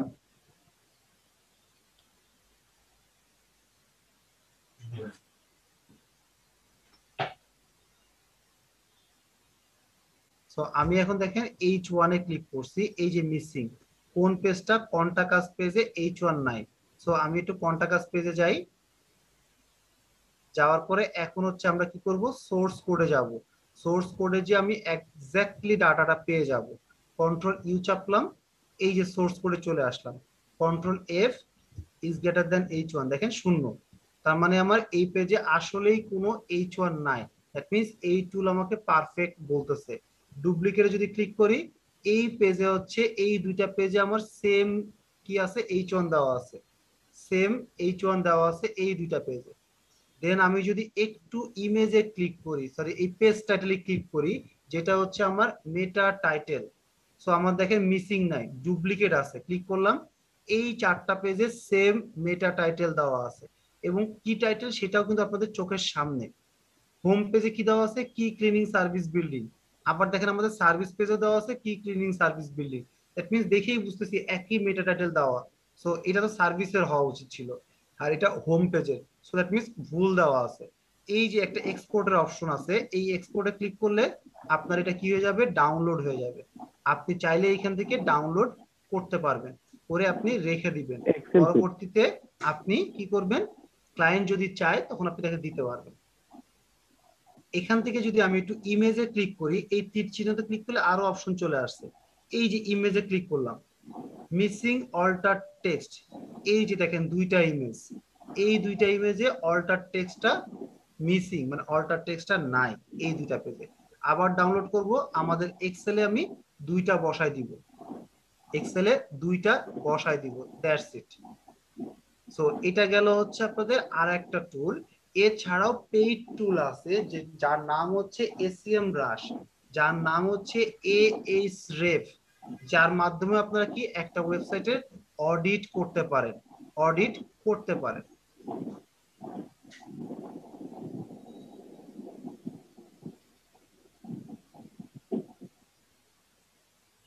অগ্রদেব স্যার আপনি একটু মিউট রাখেন, আপনি যেই জোরে নিঃশ্বাস নিতেছেন। আচ্ছা, সো এটা গেল হচ্ছে আমাদের এই পর্যন্ত সেকশন। তো আপনাদের হোমওয়ার্ক হচ্ছে এই প্রত্যেকটা কাজ আপনারা করবেন। এটা গেল এক। সাথে আমি আরো 2-3টা জিনিস দেখাই দিচ্ছি একবারে, আর বাকিটা নেক্সট ক্লাসে দেখাবো। সো এখান থেকে দেখাবো হচ্ছে এই ব্রোকেন লিংক আর ব্রোকেন ইমেজটা শুধু দেখাবো। সো ব্রোকেন লিংক জিনিসটা কি? লিংকটা হচ্ছে, আমি দেখেন এই যে একটা কথা, একটা পেজে আসলাম, আমার ওয়েবসাইটে একটা পেজে আসলাম, এই যে পড়তেছি, পড়তে পড়তে দেখলাম SEO এন্ড অ্যাফিলিয়েট মার্কেটিং লেখা আছে। ক্লিক করলাম, এই ওয়েবসাইটে সুন্দর মতো আর একটা পেজ ওপেন হয়ে গেল, এবং এখানেও কিন্তু আমি পড়তে পারতেছি। ইফ কোনো কারণে যদি এই লিংকটা কাজ না করে, কোনো কারণে যদি এই লিংকটা কেমন ভাবে শো করে সেটা আমি আপনাদেরকে দেখাই দিচ্ছি। সো এই যে পড়লাম, পড়ার পরে ক্লিক করলাম, কি আসবে? নট ফাউন্ড, মানে এই নামের কোনো পেজ নাই, এই নামের কোনো পেজ নাই। So page not found. So page not found যদি হয়, তাহলে হচ্ছে এটা ব্রোকেন লিংক।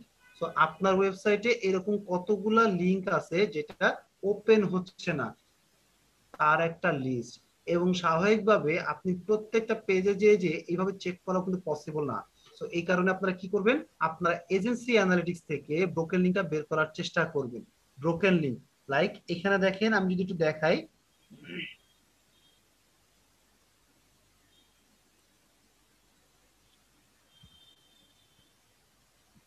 ব্রোকেন ইন্টারনাল, এটা না, ব্রোকেন লিংক।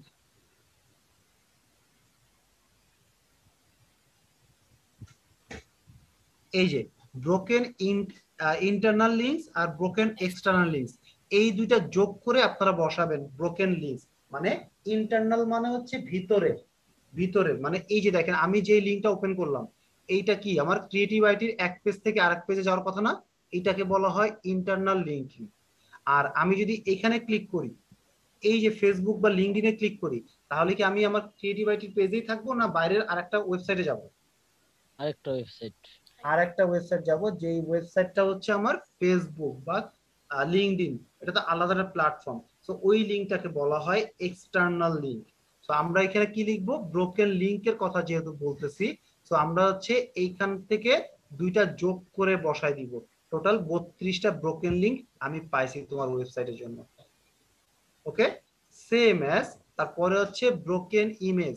এই যেমন একটু আগে আপনাদেরকে আমি আমার ছবিটা ভেঙে দেখাইলাম, আমার ছবিটা ভেঙে আপনাদেরকে দেখাইলাম যে কোনো কারণে যদি এই ইমেজটা শো না করে, এই ইমেজটা শো না করে, তাহলে এটা কেমন দেখা যাবে, যেই অপশনটা দেখা যাবে।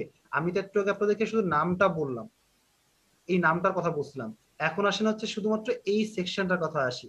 এই সেকশনটা যতটুকু সিলেক্ট করছি, এটাকে বলা হয় ব্রোকেন ইমেজ বলা হয়। তো আপনার ওয়েবসাইটে টোটাল কতগুলা ব্রোকেন ইমেজ আছে, সেই সেকশনটাকে আপনাকে ফাইন্ড আউট করতে হবে। এবং এই ফাইন্ড আউটটা করতে হবে হচ্ছে আপনাকে এই এজেন্সি অ্যানালিটিক্স এর টুলের মধ্যে আপনারা ব্রোকেন ইমেজ পেয়ে যাবেন। এই যে ব্রোকেন এক্সটার্নাল ইমেজ দেওয়া আছে, যে কয়টা দেওয়া আছে, 5টা দেওয়া আছে। আমি যদি একটু ভিতরে ঢুকি, কোন 5টা সেটাও সে আমাকে দিয়ে দিবে।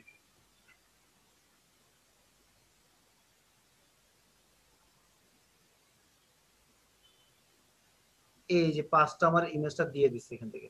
আমি যদি ডাউনলোড করতে চাই, এই যে ডাউনলোডের অপশন, এই যে ডাউনলোড এক্সেল দিলে, আমি যে ডাউনলোড এক্সেলে ক্লিক করি, তাহলে শুধুমাত্র আমার দেখেন এই যে ডাউনলোড হয়ে গেছে, এই 5টা এক্সটার্নাল ইমেজের ছবিটা ডাউনলোড হয়ে গেছে।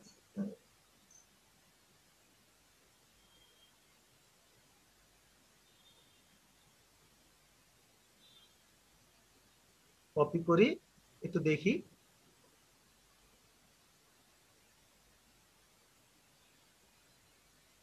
এই যে এই ইমেজটা আপনার কি আছে, ব্রোকেন আছে, মানে এরর দেখাচ্ছে, সেই ইমেজটা আপনার দেখাই দিল। সো এইভাবে হচ্ছে আপনারা কি করবেন, ব্রোকেন লিংক এবং ব্রোকেন ইমেজটা খুব সহজেই আপনারা বের করতে পারবেন। পারবেন না এতটুকু?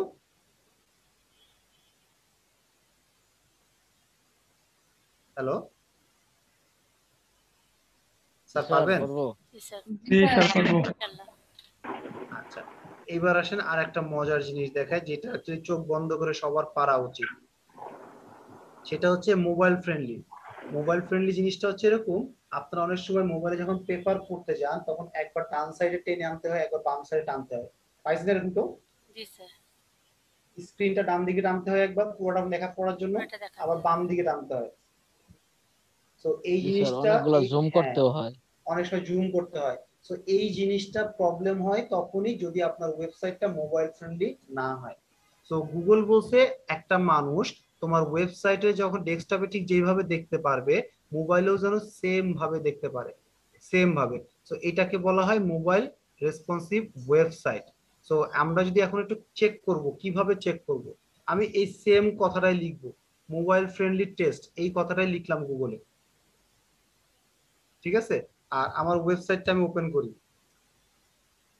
এখন দেখেন গুগল হচ্ছে নিজেই এর অপশনটা দিয়ে দিছে, search.google.com। মানে কি, এটা গুগলেরই প্রপার্টি, গুগলেরই ওয়েবসাইট।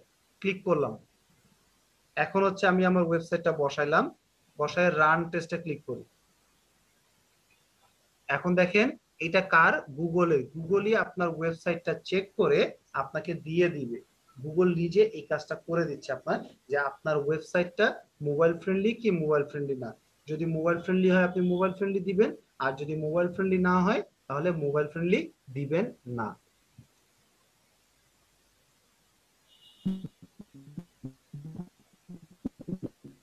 এই যে page is mobile friendly, that means এটা কে প্রোভাইড করছে, গুগল রেজাল্ট দিছে।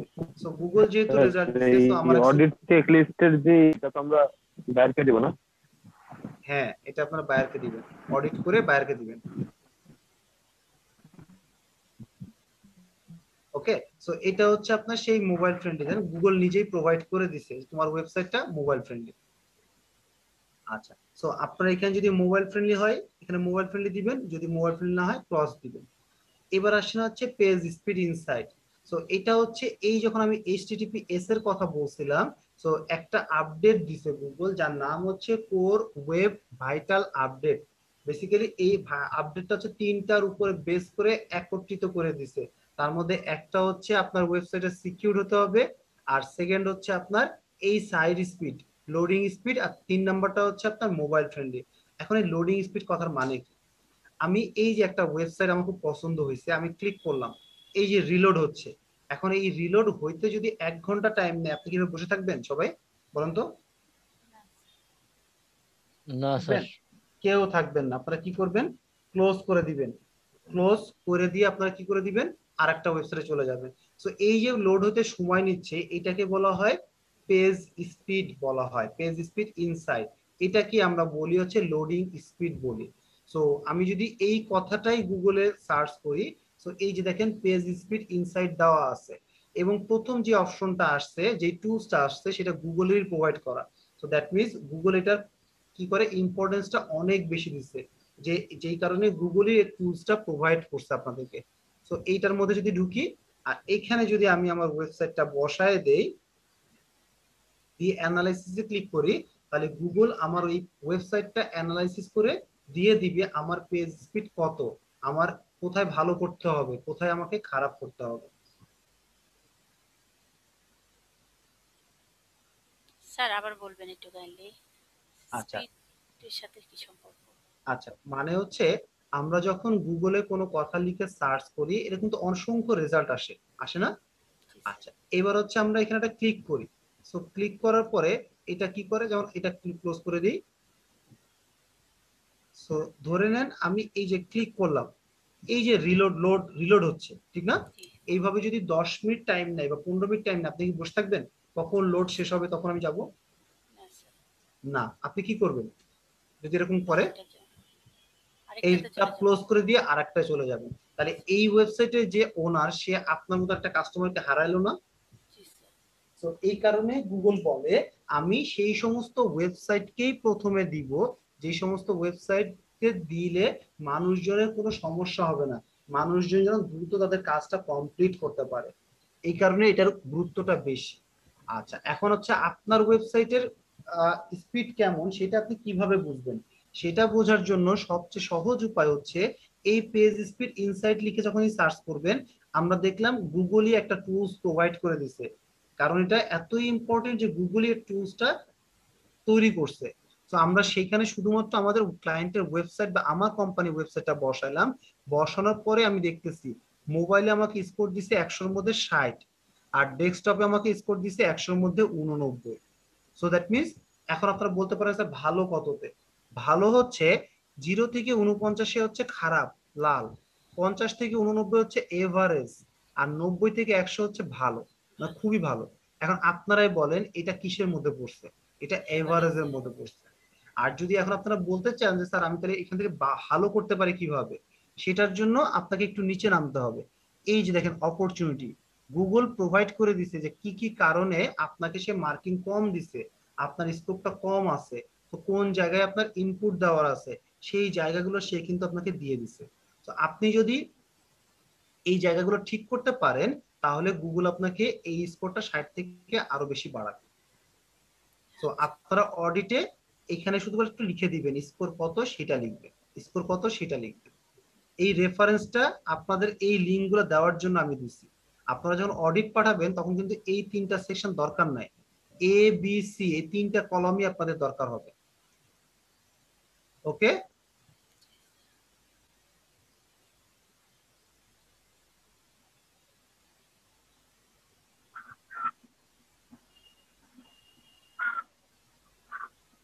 আচ্ছা এবার যদি কারো কোনো কোশ্চেন থাকে আমাকে করতে পারেন।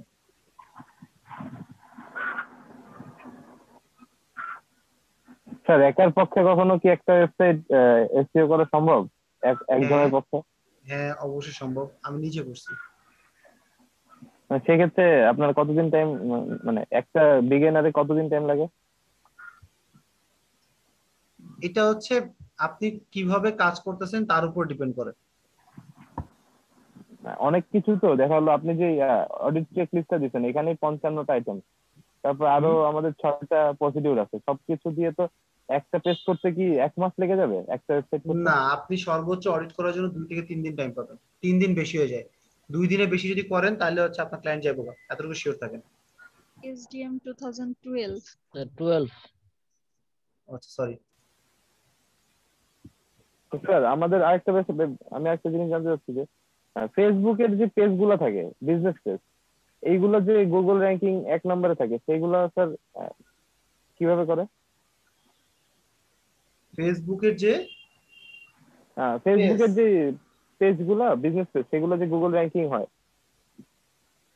আচ্ছা, এটা হচ্ছে সার্চ ইন্টেনশনের জন্য কাজ করে। এটা হচ্ছে আপনার গুগল যদি মনে করে, এটা কারোর হাত না অ্যাকচুয়ালি। এই সোশ্যাল মিডিয়া বলেন বা লিঙ্কডইন বলেন, এটা টোটালি ডিপেন্ড করবে হচ্ছে, যেমন অনেক সময় অনেক প্রোফাইল গুলো গুগল সার্চ রেজাল্টে চলে আসে, এই জায়গাটা কাজ করে হচ্ছে গুগল যদি মনে করে যে না এটা দেওয়া উচিত হবে তাহলে দিবে। এবং এক্ষেত্রে হচ্ছে আপনাদের লিঙ্কডইনের ক্লাসে বলা হয়েছিল আপনি যতটা প্রফেশনাল প্রকাশ করতে পারবেন ততটাই হচ্ছে আপনার গুগল সার্চ রেজাল্টে আপনার ইনফরমেশনটা আসবে। সেম অ্যাজ আপনার যদি পেজটা ভালো মনে হয়, অথেন্টিক হয়, তাহলে গুগল সার্চ রেজাল্টে অবশ্যই আসবে। আচ্ছা আমি একটু রোল করে নিই। আবু সাদ, আমি আসতেছি আবার। আবু সাদ আছেন? হ্যালো আবু সাদ, কথা বললো মনে হলো। নাই। আচ্ছা নাই। রায়হান বাদশাহ আছে, দীপানন্দ দে, নন্দ দে স্যার। স্যার নেটওয়ার্ক সমস্যা, মোহাম্মদ বিল্লাল প্রেজেন্ট একটু কষ্ট করে দিয়ে দিন স্যার। আমি দেখতেছি দীপানন্দ দে স্যার, স্যারকে ডাকতেছি। Shahjahan Ahmed, yes sir. Omar Ali, yes sir, yes sir, yes sir. Enamul Haque, Enamul Haque, Ikramul Haque, Ikramul Haque, Ashraful Islam Anmon, Ashraful Islam Anmon. অগ্রদেব বলা হয় নাই তার আগে। অগ্রদেব প্রেজেন্ট দিয়ে দিয়েছে, আমি দেখছি আছে। আচ্ছা আশরাফুল ইসলাম আনমন, জয় কুমার মন্ডল। জি sir present. Abirul Islam present sir. Rifat Ara Afrin Brishti, Bilal Hossain sir আছি। Shahin Sultana, Shahin Sultana, Mehedi Hasan, Mehedi Hasan, Shamaila Ehsan, Sanjida Akter, Jahidul Alam present sir. Nadimul Islam, yes sir. Nahid Sharmin Tumpa. Yes sir.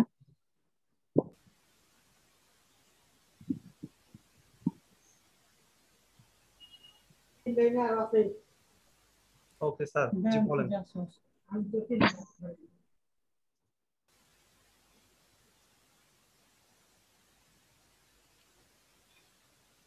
ওকে, আর কারো কোনো কোশ্চেন আছে? স্যার জি স্যার। আপনি প্রথম ক্লাসে যে দেখাইছিলেন এই সার্চ সেটিংটা, ওটা আমরা অন্য একটা কান্ট্রির সেটিং করলে ওইটা আসে, ওইটা স্যার আমার কি একটা কি হয়েছে, একটা ডেস্কটপে মাঝে মাঝে আসে স্যার, মাঝে মাঝে ওইটা কাজ করে না, কিন্তু আরেকটা ঠিক কাজ করে। এটা কোনো মানে নির্দিষ্ট না কোনো কারণ আছে নাকি? নির্দিষ্ট কারণ আপনি তাহলে করতে পারেন না ঠিক মতো, করতে পারলে অবশ্যই আসবে। আচ্ছা ওকে স্যার, আমি ট্রাই করবো। স্যার জি স্যার। স্যার নিচে যেখানে থাকে, আপনারটা দেখেছিলাম স্যার মিরপুর ঢাকা, আমাদের নরমালি ঢাকা আসে, এটা আপনি মিরপুর কিভাবে হলো? এটা হচ্ছে গুগলের উপর ডিপেন্ড করে, এটা কারোর হাত নাই জায়গায়। আপনার ল্যাপটপের লোকেশনটা যেখানে দেওয়া সেটা নিশ্চয় হয়তো। হ্যাঁ, আমার ল্যাপটপের লোকেশন যেটা দেওয়া থাকবে আমার আইপি ট্র্যাক করে সেটাই নিবে সে। আচ্ছা স্যার, আরেকটা কথা বলা হয়েছিল, যেটা যে কিওয়ার্ডের ভ্যালু যেগুলো কম আসে, আপনি বলছিলেন এগুলোকে ভ্যালু আপ করা শিখাবেন, ওটা কি পরে দেখাবেন নাকি? ভ্যালু আপ করা শেখাবো এটা আমি একবার বলি নাই। আমি বলছি না মানে যে যদি জি সার্চ স্যার। ভলিউম শূন্য থাকে আপনারা হ্যাঁ আপাতত 10 দিয়ে করবেন, কারণ কোম্পানি আর ই-কমার্স ওয়েবসাইটের জন্য সার্চ ভলিউম যদি শূন্য আসে আপনার কিছু করার নাই, আপনাকে এই কিওয়ার্ড নিয়ে কাজ করতে হবে। কিওয়ার্ড ডিফিকাল্টি বেশিও আসে তাও কিছু করার নাই, এটা বলছিলাম। আর সাথে বলছিলাম যে যখন আপনারা ব্লগ সাইটে কাজ করবেন, অ্যাফিলিয়েট মার্কেটিং করবেন, তখন কিন্তু অবশ্যই আবার সার্চ ভলিউমের উপর আপনাদের ফোকাস করতে হবে। লাইক 250 থেকে 1200 সার্চ ভলিউমের ভিতরে কিওয়ার্ড গুলো আপনাকে নেওয়াটা আপনার জন্য বেস্ট হবে। অ্যাজ আপনার একটা ব্লগ, মানুষজন লেখালেখি বেশি পছন্দ করে, গুগল লেখা বেশি পছন্দ করে, সো ব্লগের ক্ষেত্রে আপনার সার্চ ভলিউম সেই অনুযায়ী দেখতে হবে। আর সার্চ ভলিউম বাড়ানোর কোনো স্কোপ নাই স্যার, আপনার পক্ষে তো পসিবল না। পসিবল কখন? যদি আপনি মানুষজনকে টাকা দেন, লাইক জাকেরা হাফিজ, আমাকে, তারপরে হচ্ছে রবি আওয়াল, তাবাসসুম, এদেরকে আপনি যদি টাকা দেন যে ভাই এই কিওয়ার্ড দিয়ে তোমরা অ্যাড চালাও আর সাথে 1000 টাকা করে তোমাদের বোনাস, তাহলে আমরা স্যার ওই কিওয়ার্ড দিয়ে অ্যাড চালাবো, আপনার সার্চ ভলিউমটা বাড়বে। আপনি করবেন মানুষজনের কাছে যায় যায় টাকা দিয়ে অ্যাড চালাবেন? অবশ্যই স্যার। জি স্যার, বুঝতে পারছি স্যার। বুঝছেন?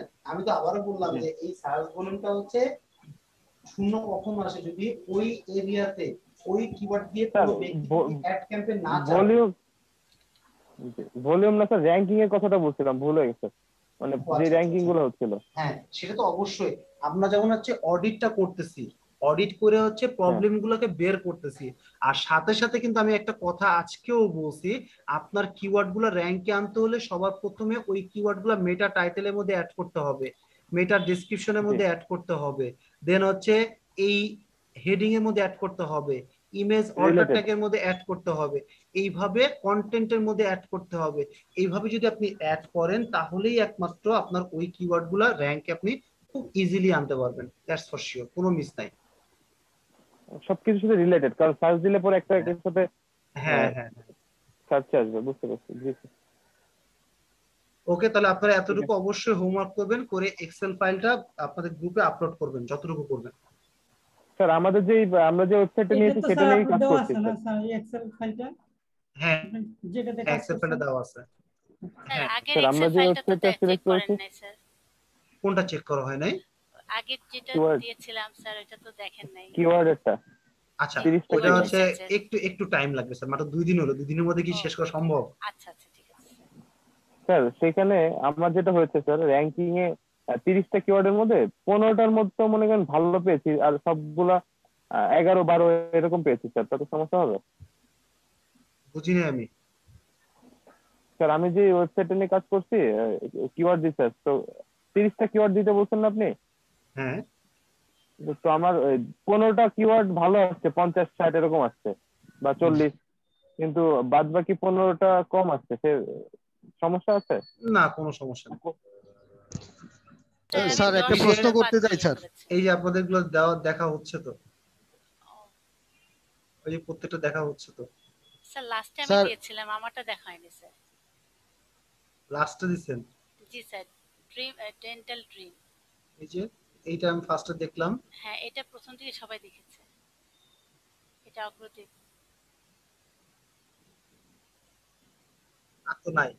আমি স্যার এটা পরে ওই যে 27 তারিখে যে একটা লাইভ প্রোগ্রাম হলো হ্যাঁ সেটার সাথে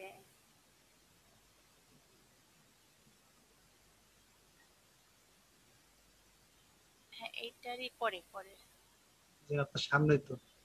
ও তার মানে এটা নিচে হইতে পারে স্যার। নাই কেন? আল্লাহ কি আপনার নামটা ম্যাম? স্যার জাকেরা হাফিজ, ডেন্টাল। স্যার রমজান মাসে কি আরো ক্লাস কন্টিনিউ করবেন স্যার? হ্যাঁ কেন? না একটু জিজ্ঞাসা করলাম আর কি। হ্যাঁ অবশ্যই করব। আমরা স্যার বিজনেস করি তো স্যার, এই ব্যবসা ট্যাবসা নিয়ে ব্যস্ত থাকি আর কি, এই জন্য একটু। আমি এই কারণে কিন্তু রমজান মাসে একটু স্লো যাচ্ছে, খেয়াল করে আমার কিন্তু অডিটে 2টা ক্লাস, আমি অর্ধেক বাধা রাখছি শুধু আপনাদের জন্য। আচ্ছা ঠিক আছে, আমি হচ্ছে আস্তে আস্তে যাই যাতে আপনারা পুরো ভালো মতো শিখতে পারেন। রমজান মাসে গ্যাপ দিলে কি হতো স্যার? হ্যাঁ রমজান মাসে একটু গ্যাপ দিলে কি হতো? গ্যাপ যদি দিয়ে দেই তাহলে প্রবলেমটা তো আপনাদের হবে, আমাদের তো কোনো প্রবলেম হবে না। আমরা আগের গুলো রিভিশন দিতাম। হ্যাঁ, আপনারা এমনি করেন না, আগেগুলো রিভিশন দিবেন। হ্যাঁ স্যার, চাপাবাজি তাইলে আরো একটা লম্বা হয়ে যাচ্ছে। না স্যার, গ্যাপ দিবেন না স্যার। ঠিক আছে স্যার, যেভাবে যাচ্ছে। এভাবে যাক। স্যার আচ্ছা আপনাদের ম্যাম, নাই কেন স্যার? এটাই আমি বুঝতেছি না। অ্যাড আচ্ছা আমি দেখবো, সমস্যা নেই। আমার টিমে তোমার সেই লেভেলের বলা আছে, তারা প্রতিনিয়ত এই জিনিসটা খেয়াল করে এবং দিয়ে দিবে ইভেন আর ওই কি। যে তৃষা বা উনিও দেখেন নাই। তো মিস্টেক হলো। এপ্রিল 1 তারিখে চলে গেলাম, এখনো যদি না পাই।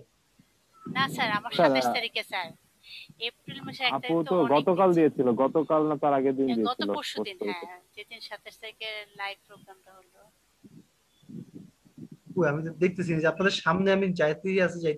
না স্যার। আচ্ছা আমি তাহলে আবার দেখবো, আপনারটা সমস্যা নেই। ঠিক আছে, আমি আপনার নাম দেখে আমি সার্চ করে আবার দেখবো, সমস্যা নেই। ঠিক আছে তাহলে, ওকে, খুদা হাফেজ। আল্লাহ হাফেজ স্যার। আল্লাহ হাফেজ। খুদা হাফেজ।